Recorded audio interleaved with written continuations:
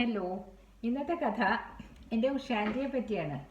ഉഷാൻറ്റി എന്ന് പറഞ്ഞിട്ട് ഞാൻ കഴിഞ്ഞ 2-3 എപ്പിസോഡ് മുമ്പ് ഞാൻ പറഞ്ഞിരുന്നു ഉഷാൻറ്റിയെ പറ്റിയുള്ള കഥ ഞാൻ പറയുന്നതാണെന്ന്. അപ്പോൾ ഇന്നലെ ഞങ്ങളുടെ പപ്പയുടെ റിമെമ്പറൻസ് ഡേ ആയിരുന്നില്ലേ, അരവിന്ദിൻ്റെ അച്ഛൻ്റെ. അതുകൊണ്ട് എനിക്കത് പറയാൻ പറ്റിയില്ല. So I thought I will tell you today. ഇന്ന് ഈ സാരി ഇട്ടിട്ട് വന്നത് ഇതുപോലെ ഉഷാൻറ്റി പഠിപ്പിച്ചു തന്ന ഡ്രസ്സിങ് സ്റ്റൈലിലാണിത് കേട്ടോ. സോ ഇത് എനിക്ക് അഡ്വക്കേറ്റ് ആയപ്പോൾ എനിക്കിതൊരു ഉപകാരമായി. ഇതൊരു 30 വർഷം പഴയ സാരിയാണ്. ഇത് സിൽക്ക്, ആക്ച്വലി ഇത് സിൽക്കാണ്. ഇത് എന്താ പറയുക ഇതിനെ പറ്റിയിട്ട്, ഇത്തരത്തിലുള്ള സാരികൾ ഞാൻ എടുക്കാറില്ല. ഉഷാൻറ്റിയാണ് എനിക്ക് പറഞ്ഞു തന്നത്. ഇങ്ങനെ മോട്ടീവ്സ്, ലീഫ് മോട്ടീവ്സ് ഒക്കെ ഉള്ളതെടുത്താൽ you will look more professional എന്ന്. ശരിയായിരിക്കാം. ആൻറ്റി വന്നിട്ട് ഒത്തിരി വർഷങ്ങളായിട്ട് ഇതിൽ കോർപ്പറേറ്റ് സെക്ടറിൽ ജോലി ചെയ്യുന്ന ആളാണ്. She got retired few years back as director spices ബോർഡിൻ്റെ കേട്ടോ. MBA ഒക്കെ പഠിച്ചതാണ് അന്നത്തെ കാലത്ത്. ഉഷാൻറ്റി ഈസ് നൗ അറൗണ്ട് 68 ഒക്കെ കാണും, 70 ഏകദേശം ആയിട്ടുണ്ടാവും. But she's unwell now. അതുകൊണ്ട് ഇപ്പം അങ്ങനെ പുറത്തൊന്നും വരാറില്ല. ഒരുപാട് എയിൽമെൻറ്റ്സ് ഒക്കെ ഉണ്ട്. പക്ഷേ Usha aunty was a very successful lady.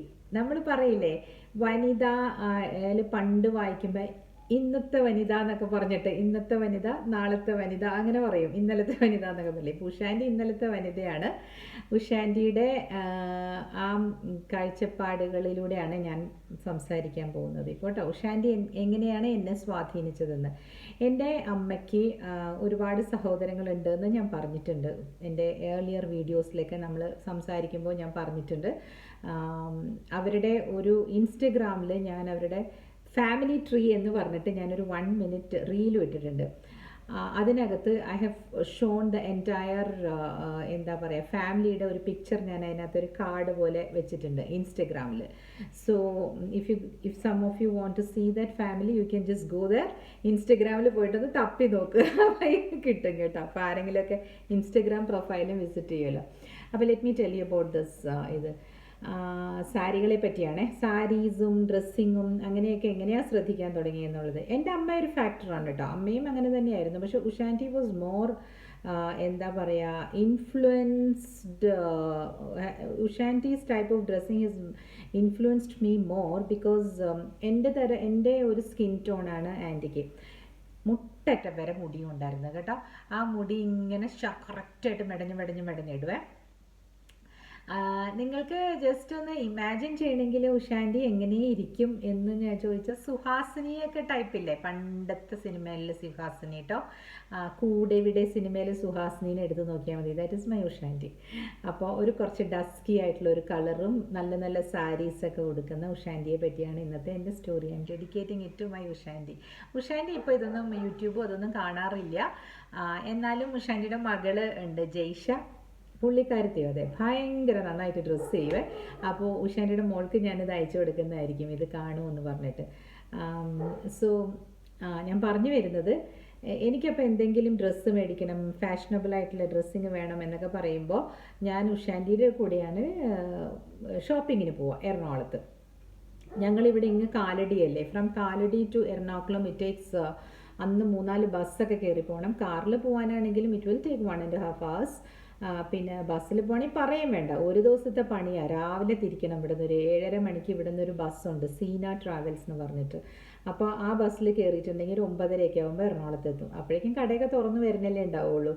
അങ്ങനെ അത് അപ്പോൾ ഉഷാൻറ്റിയുടെ ഓഫീസുള്ള സമയത്ത് സ്പൈസസ് ബോർഡിൽ ഞാൻ പോകുമായിരുന്നു. Usha aunty use to take me out. അന്നത്തെ പ്രത്യേകതയാണ് കേട്ടോ. 1985 to 1990 എന്ന് വെച്ചോളൂ. ആ സമയത്ത് ഉഷാൻറ്റിയുടെ ഡ്രസ്സിങ് എങ്ങനെയായിരുന്നു എന്ന് പറയുമോ? ഷീ യൂസ് ടു വെയർ പോം ഷൂസ്. നമ്മളുടെ ഇപ്പോഴത്തെ കട്ട് ഷൂസ് ഇല്ലേ, അങ്ങനെ ഞങ്ങൾ അന്നൊക്കെ പോം ഷൂസ് എന്നാണ് പറയണത്. എന്താണെന്ന് എനിക്കറിയില്ല. അന്ന് അങ്ങനെയാണ്. സിലിക്കോണിലൊക്കെ പോയിട്ട് മേടിക്കും. സിലിക്കോൺ കിങ്സ് ഇതൊക്കെയാണ് MG റോഡിലുള്ള ഫേമസ് ചെരുപ്പ് കടകൾ. നിങ്ങൾ എറണാകുളത്തൊക്കെ ഉള്ളവർക്ക് ഇപ്പോൾ ഞാൻ പറയുമ്പോൾ ഒരു നൊസ്റ്റു അടിക്കുന്നുണ്ടാവും അല്ലേ. ആ ചെരുപ്പ് കടകളിലൊക്കെ പോയിട്ടാണ് ഞങ്ങൾ ചെരുപ്പൊക്കെ വാങ്ങിക്കുക. അപ്പം ഞാൻ 8th സ്റ്റാൻഡേർഡ് മുതലാണ് കേട്ടോ അങ്ങനെ നല്ല ചെരുപ്പുകളൊക്കെ ഇടാൻ തുടങ്ങിയത്. അതുവരെ ഇറ്റ് വാസ് ചപ്പലില്ലേ, പാരഗണിൻ്റെ ചപ്പൽ, ബാറ്റയുടെ ചപ്പലൊക്കെയാണ് എൻ്റെ അച്ഛനും അമ്മയും വാങ്ങിച്ചു തന്നിരുന്നത്. Now let me tell you something.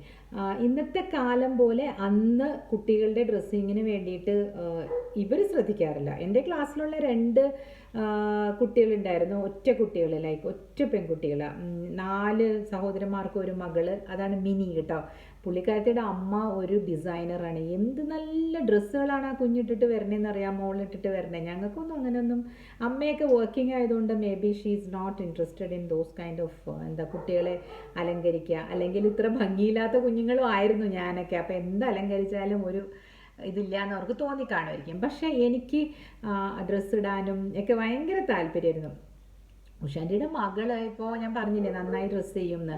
ആ കുട്ടി അന്ന് ചെറുപ്പത്തിൽ ഒരു ഡോള് പോലെ ഇരുന്നിരുന്നത്. അതെന്താണെന്നറിയോ, ആ അമ്മ അതുപോലെ അണിയിച്ചൊരുക്കുമായിരുന്നു ആ കുഞ്ഞുങ്ങളെ. നമ്മുടെ മകൾ എന്നൊക്കെ പറയുമ്പോൾ നമുക്ക് പ്രഷ്യസ് ആയിരിക്കണം അല്ലേ. ഞാൻ എൻ്റെ മോളെ അങ്ങനെയായിരുന്നു കേട്ടോ. സ്കൂളിലൊക്കെ വിടുമ്പം സ്കൂളിലേക്ക് പോകുന്ന ഡ്രസ്സസൊക്കെ വളരെ ഓർഡിനറി ആയിട്ടും, കാരണം അവിടെ മോളുടെ സ്കൂളിൽ ഈ എന്താ പറയുക, ഇറ്റ് വാസ് കളർ ഡ്രസ്സ് ഇട്ടാൽ മതിയായിരുന്നു. അവരുടെ സ്കൂൾ വന്നിട്ട് ഒരു ഭയങ്കര നല്ല ടൈപ്പ് സ്കൂളാണ് ചെന്നൈയിൽ. So they had this kind of ഒരു ഇങ്ങനെ ഒരുപാട് ഇങ്ങനെ യൂണിഫോമിൽ പിള്ളേരെ ശ്വാസം മുട്ടിക്കരുത് എന്നൊക്കെ പറയുന്ന ഒരു പ്രവണതയുള്ള സ്കൂളായിരുന്നു. അപ്പോൾ അവർ പറയുമായിരുന്നു, നിങ്ങൾ കൊച്ചു പിള്ളേർ 4-ലോ 5-ലോ ഒക്കെ ആകുമ്പോഴേ കണ്ട സ്കൂൾ യൂണിഫോം തുടങ്ങിയിട്ടുണ്ടായിരുന്നുള്ളൂ. അത് 3-ലാണോ കറക്റ്റായിട്ട് ഓർമ്മയില്ല. അപ്പോൾ അതുവരെ നമ്മൾ 2nd സ്റ്റാൻഡേർഡിൽ ഐ തിങ്ക് എന്തായാലും അവൾക്ക് യൂണിഫോം ഉണ്ടായിട്ടില്ല എന്ന് എനിക്ക് തോന്നുന്നു. അപ്പം ഞാനിങ്ങനെ ഫ്രോക്സ് തയ്പ്പിക്കുമായിരുന്നു. മിക്സ് ആൻഡ് മാച്ച് ചെയ്ത് ഫ്രോക്സ് ഫോട്ടോ കൊച്ചിയിൽ കൊണ്ടുവന്ന് ഞാൻ തയ്പ്പിക്കുമായിരുന്നു കേട്ടോ. അപ്പോൾ മോള് വന്ന് എപ്പോഴും സ്കൂളിൽ വന്നിട്ട് യൂണിഫോം ഇല്ലാത്ത കാരണം അങ്ങനെ ചെറിയ ചിലവുകളൊക്കെ അന്ന് ഞങ്ങൾക്ക് ഉണ്ടായിരുന്നു. പക്ഷേ ഈ പറഞ്ഞ പോലെ ഞാനും അന്ന് ഒരുപാട് ചിലവാക്കിയിട്ട് ഡ്രസ്സ് വാങ്ങിക്കില്ലായിരുന്നു. ഓരോ ദിവസവും വളർന്നുകൊണ്ടിരിക്കുകയല്ലേ. Maybe because of that ആയിരിക്കണം എൻ്റെ അമ്മയെ അങ്ങനെ ചെയ്തിട്ടുണ്ടാവും. ബട്ട് സ്റ്റിൽ ഒരു ബഞ്ച് ഓഫ് തുണി എടുത്തിട്ട് ഇങ്ങനെ തയ്പ്പിച്ചിട്ട് ഞാൻ അവൾക്ക് ഇത് ഇട്ടുകൊണ്ടിരിക്കും. പിന്നെ യൂണിഫോമൊക്കെ ആയി കഴിഞ്ഞപ്പോൾ പിന്നെ I also never use to bother what she's wearing കേട്ടോ.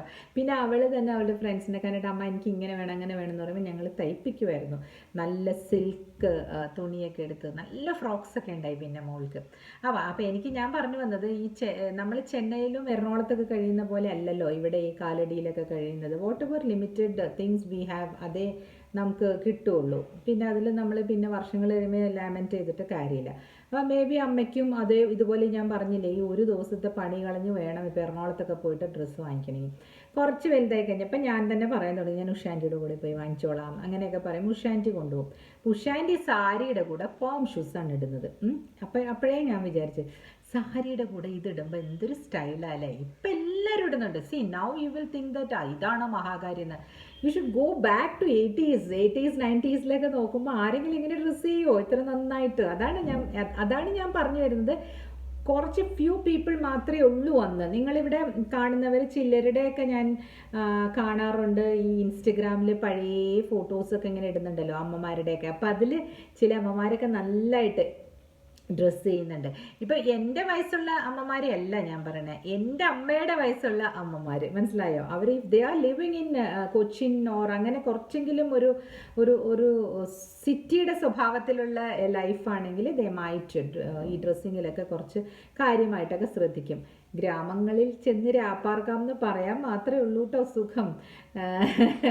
മോഹൻലാലിൻ്റെ സിനിമയുടെ പേരല്ലേ. നമുക്ക് മുന്തിരിത്തോപ്പുകളിൽ ചെന്ന് രാപ്പാർക്കാമെന്നോ അങ്ങനെ, നമുക്ക് ഗ്രാമങ്ങളിൽ ചെന്ന് രാപ്പാർക്കാമെന്നോ അങ്ങനെ. എനിക്കിത് എപ്പോഴും ഓർമ്മ വന്നത് ഇങ്ങനെയാണ്, നമുക്ക് ഗ്രാമങ്ങളിൽ ചെന്ന് രാപ്പാർക്കാം എന്ന് പറയും. അത് രാപ്പാർക്കാൻ മാത്രമേ കൊള്ളുള്ളൂ കേട്ടോ. അതായത് ഒരു എന്താ പറയണേ, if you want to live fashionably, if you want everything to be available on your finger tips, you cannot live here in a village. കാരണം ഇപ്പം മാറി, അന്നത്തെ കാലം അങ്ങനെയാണ്. ബിക്കോസ് അച്ഛൻ്റെ അമ്മയുടെ കാര്യം പറഞ്ഞപ്പോൾ ഞാൻ പറഞ്ഞു, ഇവിടെ നിന്നൊരു ടാക്സി വിളിക്കാനൊക്കെ ഞങ്ങളൊക്കെ കിടന്ന് ഓടിയ കഥ പറഞ്ഞില്ലേ. ഞാനൊരു അങ്കിളിൻ്റെ വീട്ടിലേക്ക് ഓടി, അവിടെ നിന്ന് ആ അങ്കിൾ വിളിച്ചു പറഞ്ഞ് അവിടെ നിന്ന് ടാക്സി വന്ന് അങ്ങനെയൊക്കെയാണ് അച്ഛൻ്റെ അമ്മയെ കൊണ്ടുപോയതെന്ന് പറഞ്ഞില്ലേ. എൻ്റെ അച്ഛന് ഹാർട്ട് അറ്റാക്ക് വന്നപ്പോൾ ഞാൻ ഡ്രൈവ് ചെയ്ത് കൊണ്ടുപോവാണ് ചെയ്തത്. കാലം മാറിയത് കണ്ടോ. ആൻഡ് ഉഷാൻഡി എന്ന് പറയുന്ന ആ വ്യക്തിത്വത്തെ പറ്റി പറയുമ്പോൾ എന്താണെന്നറിയോ, ഷീ യൂസ് ടു റിയലി ഡെക്കപ്പ് ഹേർസെൽഫ്. പക്ഷേ വേറൊരു കാര്യം, ആ മക്കളെ നന്നായിട്ട് ഡ്രസ്സ് ചെയ്യാൻ പഠിപ്പിച്ചിട്ടുണ്ട്. പക്ഷേ she was not a good home maker കേട്ടോ. അത് രണ്ടും കൂടെ മാനേജ് ചെയ്യാനായിട്ട് അദ്ദേഹത്തിന് പറ്റിയിട്ടില്ല. കാരണം എന്താണെന്ന് വെച്ചിട്ടുണ്ടെങ്കിൽ അങ്ങനത്തെ ഹൈ ഫ്ലൈയിങ് ജോബാണ്. She use to travel a ലോട്ട്.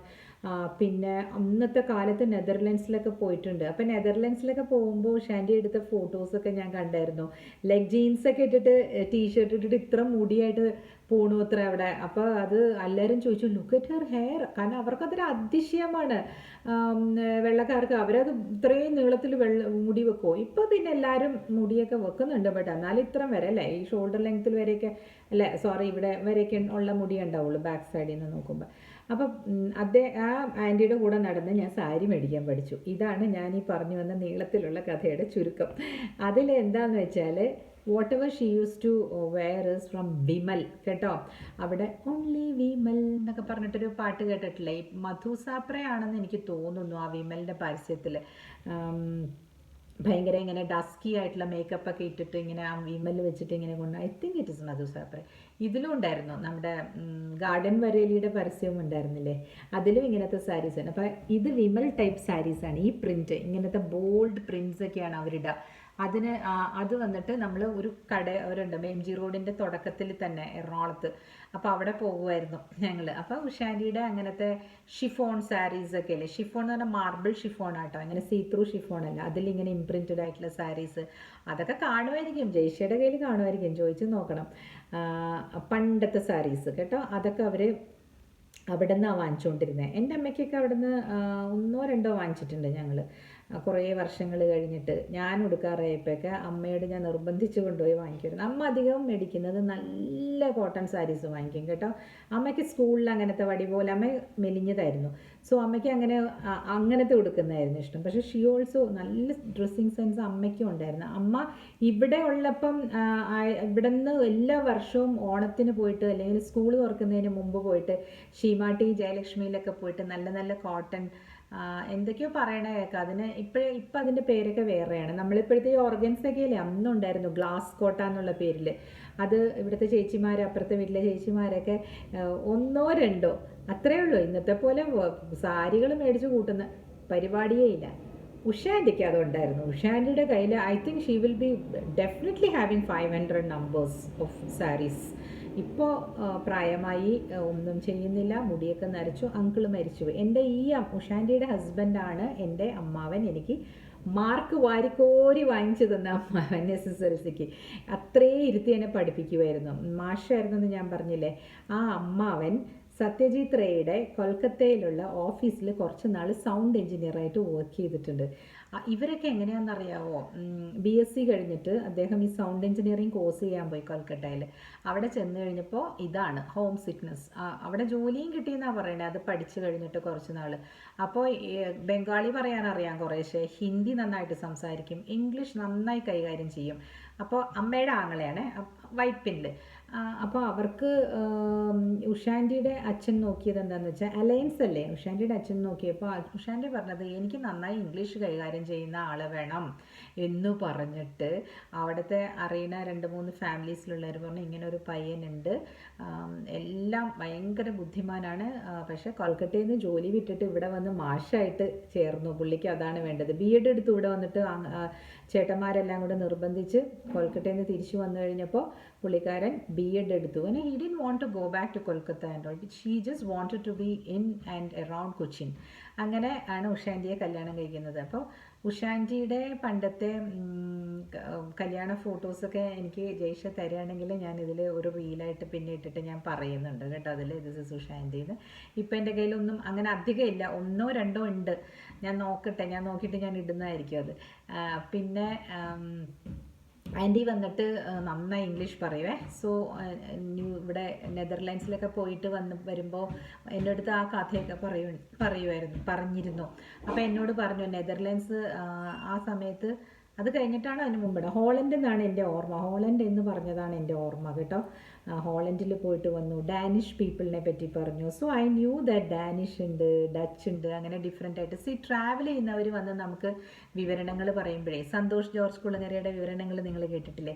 അത് കേൾക്കുമ്പോൾ നമുക്ക് എന്നും ഓർമ്മയുണ്ടാവും അല്ലേ പറയുന്നത്. അങ്ങനെയാണ് ഞാൻ ഈ ഡച്ചും ഡാനിഷും വേറെയാണെന്നൊക്കെ മനസ്സിലാക്കിയത്. പിന്നെ വേറെ ഏതൊക്കെയോ രാജ്യങ്ങളിൽ പോയത് പറഞ്ഞിട്ട് ഇതെൻ്റെ മനസ്സിൽ നല്ലപോലെ നിൽക്കുന്നുണ്ട്. ബിക്കോസ് അവിടെ പോയപ്പോൾ ഈ മുടി കണ്ടിട്ട് ആളുകൾ ഇങ്ങനെ നിർത്തി ചോദിച്ചതും ഫോട്ടോ എടുത്തതൊക്കെ വന്ന് പറഞ്ഞായിരുന്നു ഞങ്ങളുടെ അടുത്ത്. I was in 10th at the time. പക്ഷേ ആൻറ്റി നെതർലാൻഡ്സിലൊക്കെ പോയിട്ട് വന്നപ്പോൾ നിങ്ങൾ ആലോചിച്ച് നോക്കൂ, ഇത്രയും ഫ്രീക്വൻ്റ് ആയിട്ടുള്ള ഇതില്ല, എയർപ്ലെയിൻസ് ഇല്ല അന്നൊക്കെ അല്ലേ?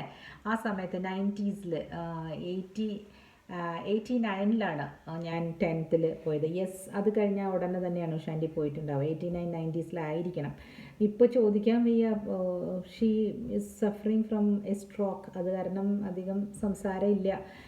പിന്നെ ഉഷാൻറ്റിയുടെ വീട്ടിൽ ഉഷാൻറ്റിയുടെ ചേച്ചി ഒരു റാങ്ക് ഹോൾഡറാണ് മഹാരാജാസ് കോളേജിൽ നിന്നും. ഇപ്പോഴും ആ ചേച്ചിയുടെ മാർക്ക് ഫിസിക്സ് ആണോ സ്റ്റാറ്റിസ്റ്റിക്സ് അങ്ങനെ എന്തോ ആണ് കേട്ടോ. അതിൽ ഇതുവരെ ആരും ഭേദിച്ചിട്ടില്ല എന്ന്. അങ്ങനെ ഒരു ചേച്ചി ശാന്ത എന്നാണ് പേര് ആ ചേച്ചിയുടെ.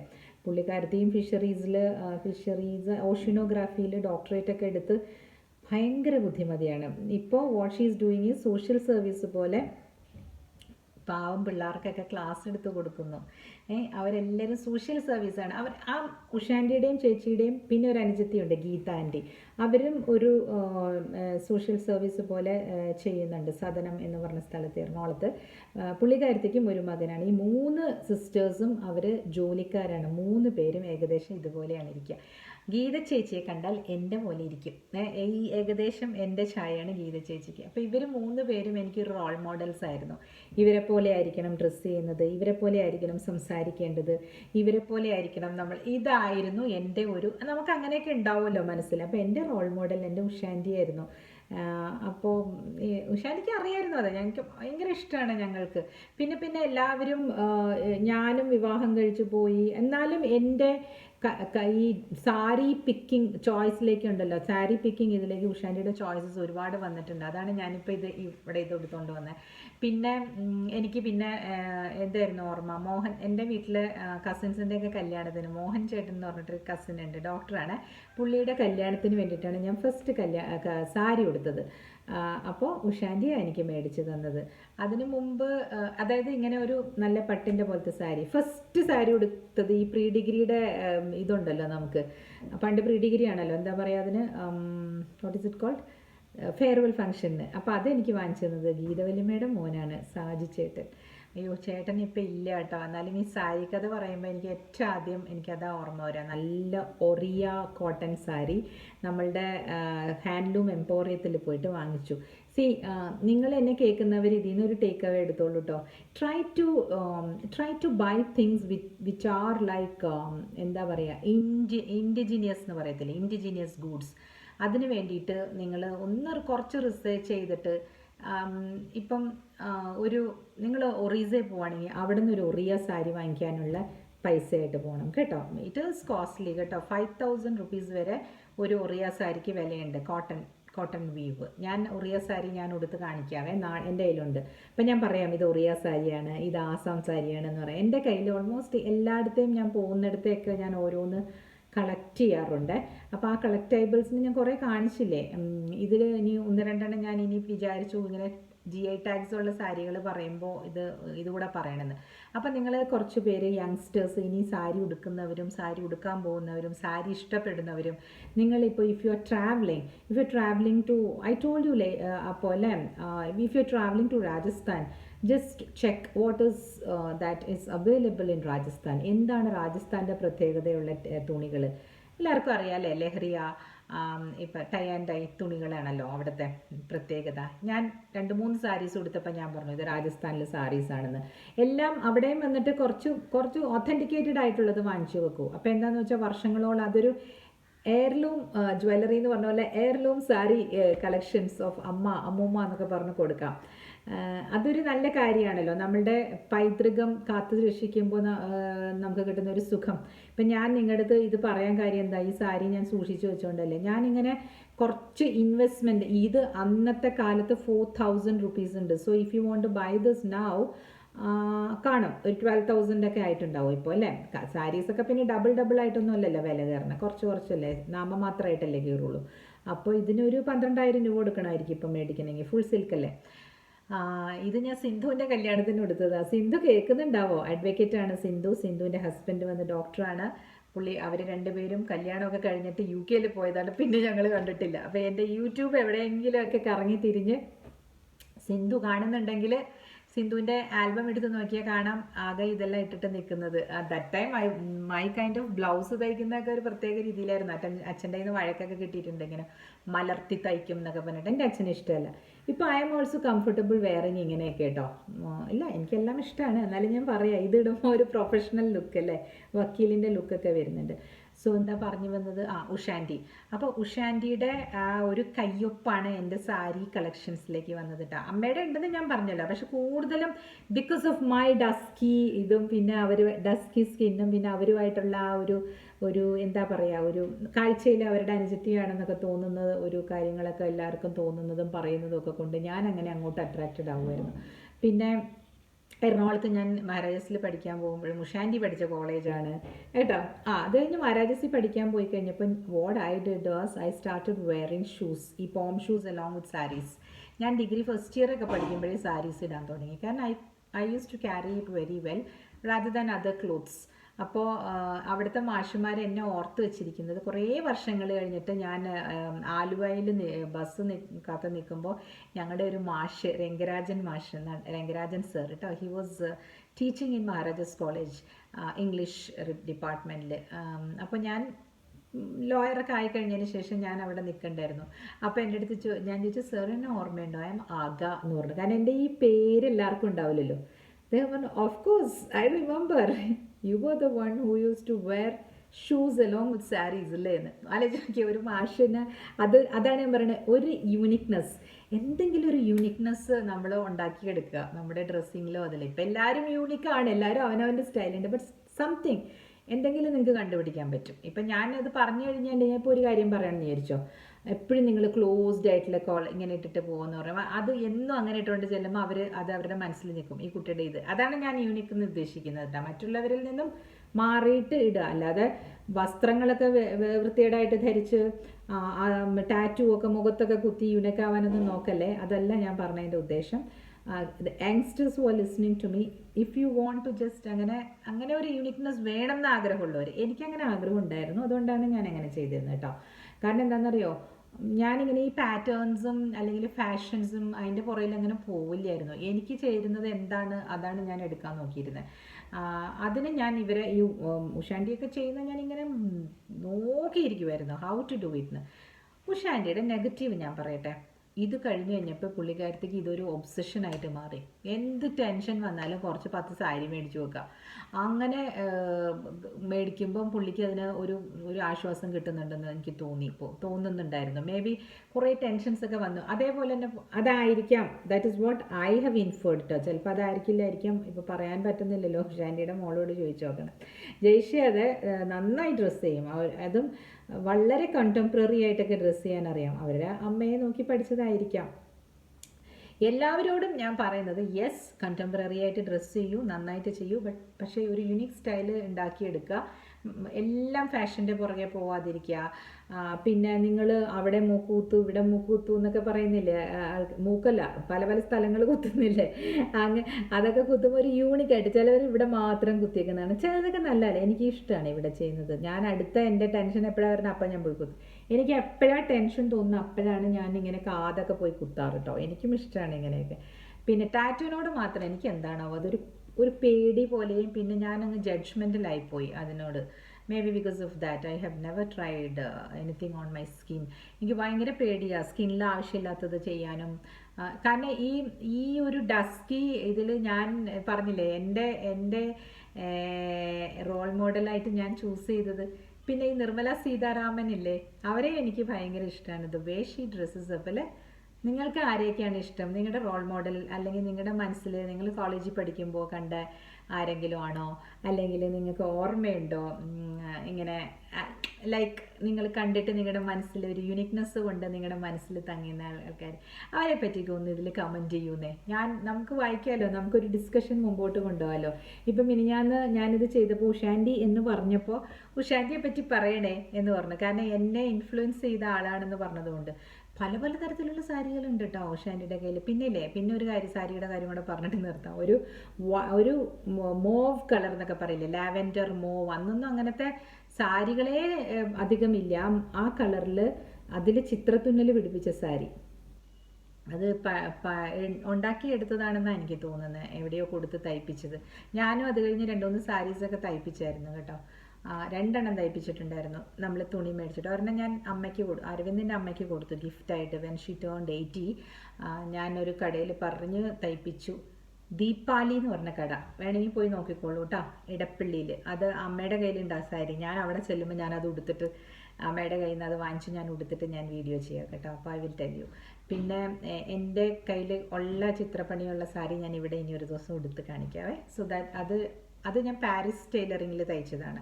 ഇത് ദീപാലിയിൽ തയ്ച്ചാണ്. If anyone likes and want to go, അവിടെ പോവാം. പക്ഷെ എപ്പോഴും ഇല്ല, it might be little bit costly കേട്ടോ. എപ്പോഴും അങ്ങനെ പറ്റുന്നവർ അത് ചെയ്താൽ മതി, അല്ലെങ്കിൽ ബൈ, അത്രയേ ഉള്ളൂ. അത് ഓൺലൈനിൽ കിട്ടാത്തതൊന്നുമില്ല. ഇച്ചിരി വ്യത്യാസം ഉണ്ടാകുന്ന മാത്രം. പക്ഷെ വർഷത്തിൽ ഒരു പ്രാവശ്യം മാത്രമാണ് സാരി മേടിക്കുന്നുള്ളെങ്കിൽ ഇങ്ങനെയുള്ള സാരി വാങ്ങിച്ചു നോക്കൂ. ഓക്കെ, അത് ചീത്തയാക്കി കളയാനും പോണ്ട. നിങ്ങൾ കുറേ വർഷങ്ങൾ കഴിയുമ്പോൾ നിങ്ങളുടെ കൊച്ചുമക്കൾക്ക് കൊടുക്കാൻ പറ്റും. Okay then, so see you soon. Sari കഥയോ ആരുടെയെങ്കിലും കഥയോ ആയിട്ട് ലൈഫ് സ്റ്റോറീസ് ഞാനിങ്ങനെ തുടർന്നുകൊണ്ടേയിരിക്കും. Okay, please subscribe also. Thank U.